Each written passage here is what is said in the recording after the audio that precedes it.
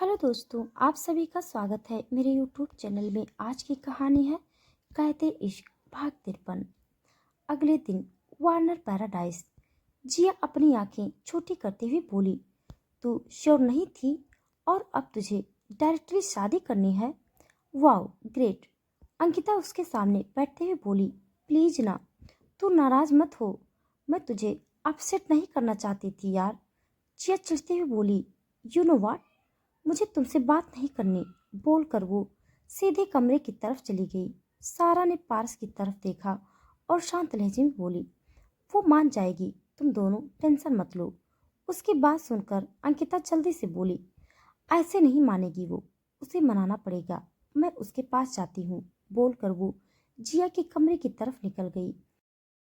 पारस तानिश के पास बैठ गया और सीरियस होकर बोला, तुझे याद है ना, तूने मुझसे वादा किया था कि मैं जिस लड़की को पसंद करूंगा तू मेरी शादी उसके साथ करवाएगा। दानिश बिना किसी भाव के बोला, अच्छी तरह से याद है मुझे। पारस जल्दी से बोला, तो फिर अपनी बीवी को समझा, प्रॉब्लम क्या है उसकी? मेरा घर बसने जा रहा है और वो समझने के लिए तैयार ही नहीं।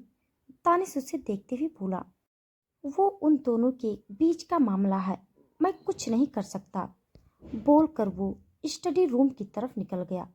सारा और विलियम भी वहां से निकल गए। उनके जाते ही ग्रेस धीरे से बोली, सबकी शादी हो रही है, बस मैं ही अकेली बची हूँ।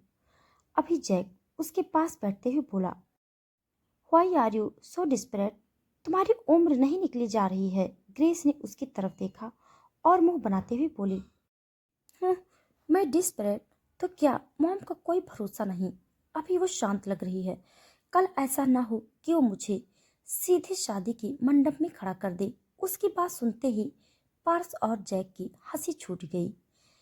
Study room. तानिश अपनी चेयर पर बैठा हुआ था और उसके सामने जेम्स खड़ा था। तानिश उसे देखते हुए बोला, उसकी सिक्योरिटी बढ़ा दो, this time not a single mistake will be forgiven. James जल्दी से बोला, ओके मिस्टर वार्नर। दानिश आगे कुछ बोलने वाला था, तभी पारस वहां आ गया। दानिश उसे देखते हुए बोला, तुम्हें एक काम दिया था मैंने। पारस सोफे पर बैठते हुए बोला, सब कुछ रेडी है, मैं तुझे मेल कर देता हूँ। दानिश ने जेम्स की तरफ देखते हुए कहा, इस बार कोई गलती नहीं, अगर ऐसा हुआ तो इस बार गोली नकली नहीं होगी। Now get lost. जेम्स बिना कुछ बोले तुरंत वहां से निकल गया। तानिश जिया का बेडरूम। जिया गुस्से से कमरे में चक्कर काट रही थी। अंकिता उसके पीछे पीछे चलती हुई बोली, अरे यार एक बार सुन तो ले। जिया सोफे पर जाकर बैठ गई और चिढ़ते हुए बोली, क्या सुनना बाकी रह गया?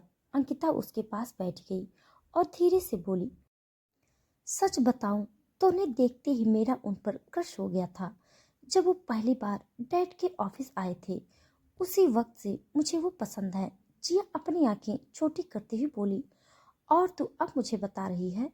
अंकिता जल्दी से बोली, अरे वो तो सिर्फ क्रश था ना, मुझे थोड़ी ही पता था कि फ्यूचर में ऐसा कुछ होगा। वैसे भी वो मुझसे शायद 10-12 साल बड़े हैं, मैंने तो सोचा भी नहीं था कि वो मुझे पसंद करेंगे। जिया इरिटेट होकर बोली, पहले तो तू उसे इतनी इज्जत देना बंद कर, मेरा दिमाग खराब हो रहा है। अंकिता गहरी सांस लेकर बोली, ओके, नहीं दे रही इज्जत, अब तू शांत हो जा।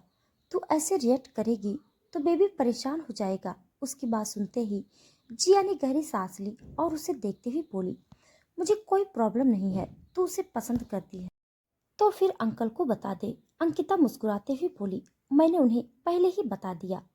उसकी बात सुनते ही जिया हैरानी से बोली, मतलब मेरे अलावा सबको पता था? हाउ मैन यू आर, मुझे यकीन नहीं हो रहा मेरी दोस्त कितनी मतलबी हो गई है। अंकिता सीरियस होकर बोली, ऐसा नहीं है, मैं बस तुझे टेंशन नहीं देना चाहती थी। पारस जी ने मुझे तेरी प्रेगनेंसी के बारे में बताया और ये भी बताया कि फिलहाल तू टेंशन में है, तो फिर मैं तुझे एक और टेंशन नहीं देना चाहती थी। उसकी बात सुनकर जिया सामने देखते हुए बोली, शादी कब है? अंकिता धीरे से बोली, शादी? जिया उसे घूरती हुई बोली, इतना सब हो गया तो शादी की डेट भी फिक्स हो गई होगी ना? अंकिता मासूम सी शक्ल बनाते हुए बोली, उसे भी थोड़ा सा टाइम है, मतलब प्रोसेस चल रही है, हमें कोर्ट मैरिज करनी है, कोई बड़ा फंक्शन नहीं होगा। बस डायरेक्टली शादी करनी है। जिया उसे देखते हुए बोली, ओके, वैसे पारस तेरे लिए परफेक्ट है, इतना भी बुरा नहीं है वो। उसकी बात सुनते ही अंकिता ने खुश होकर उसे हक कर लिया। जिया मुस्कुराते हुए बोली, शादी के बाद मुझे भूल मत जाना। अंकिता उससे अलग होकर बोली, भूलने के लिए दूर जाना पड़ता है, और मैं कहाँ जाऊंगी, मैं तो यहीं रहने वाली हूँ तेरे साथ। उसके इतना कहते ही जिया की मुस्कुराहट गहरी हो गई। वो मुस्कुराते हुए बोली, कितना मजा आएगा ना जब हम दोनों एक ही घर में रहेंगे।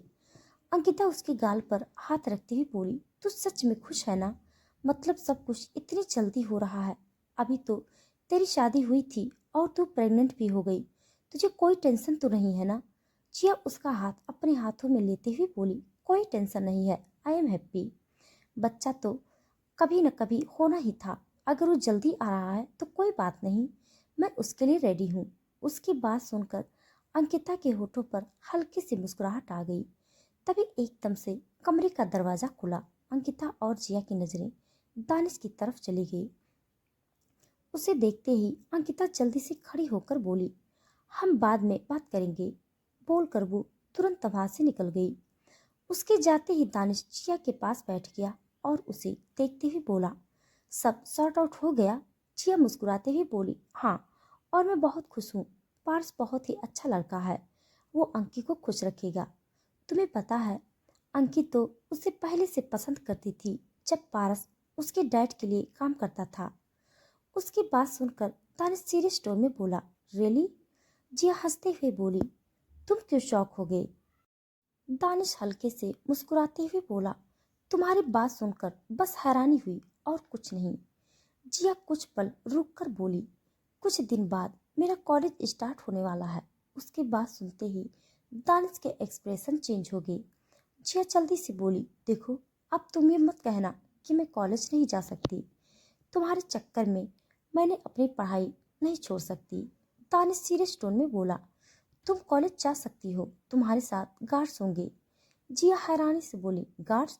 मतलब वो कॉलेज में मेरे पीछे रहेंगे?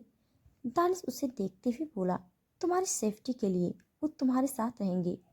अगर तुम्हें मंजूर नहीं है तो फिर मैं ऑनलाइन क्लासेस अरेंज करवा दूंगा, तुम घर से पढ़ाई कर लेना। उसकी बात सुनकर जिया झट से बोली, नहीं, मुझे कॉलेज जाना है, प्लीज। दानिश बिना किसी भाव के बोला, लिटिल गर्ल, अब तुम अकेली नहीं हो, हमारा बेबी है तुम्हारे पास, you can not be careless.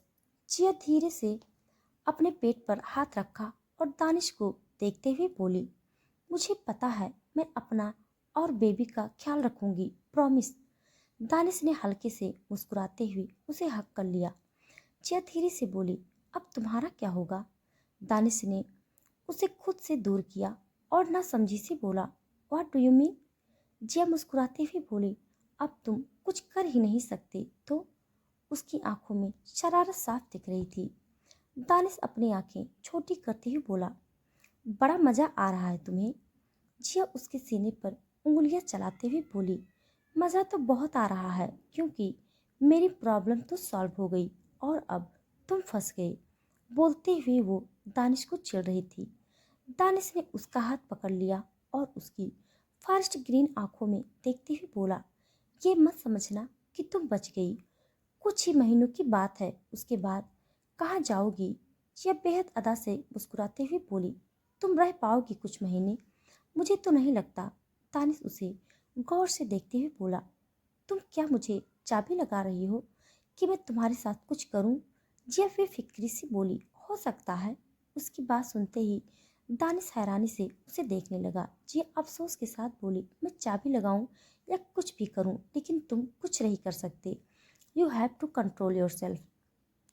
Danish ने उसे कमर से पकड़ते हुए करीब खींच लिया और उसके होठों को अपने होठों से टच करते हुए बोला, मेरे पास दूसरा रास्ता भी है। जिया उसे देखते हुए धीरे से बोली, और वो क्या? दानिश ने उसका हाथ अपने हाथ में लिया और उसके हाथ पर किस करते हुए बोला, I can use your beautiful hands. उसकी बात सुनते ही जिया ने जल्दी से अपना हाथ पीछे खींच लिया और तेज आवाज में बोली, क्या?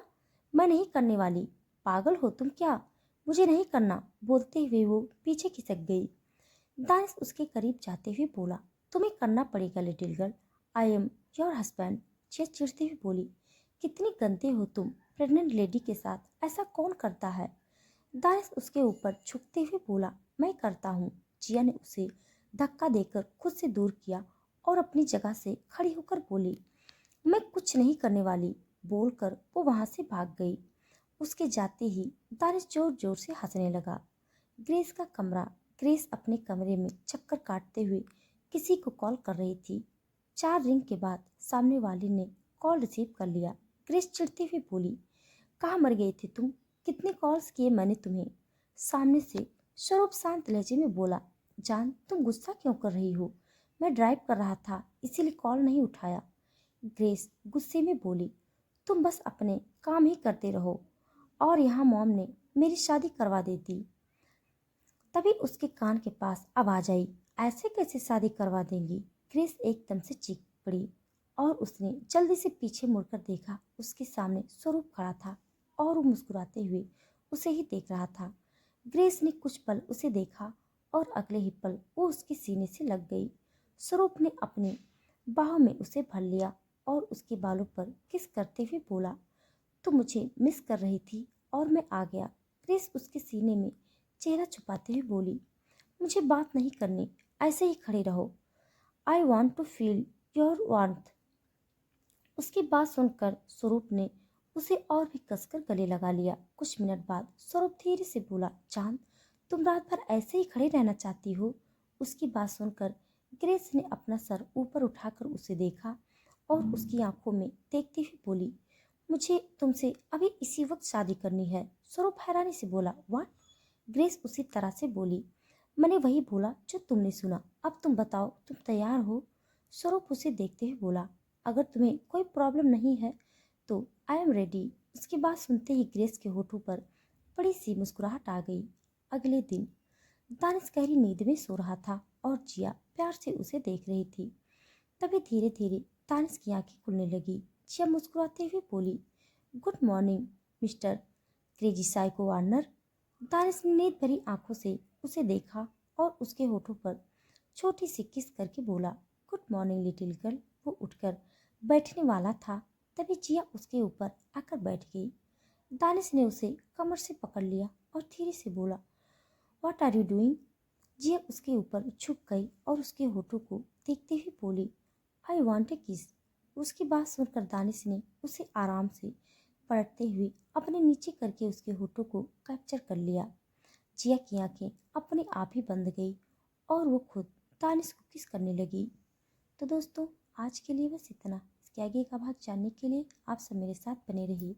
हमारी कहानी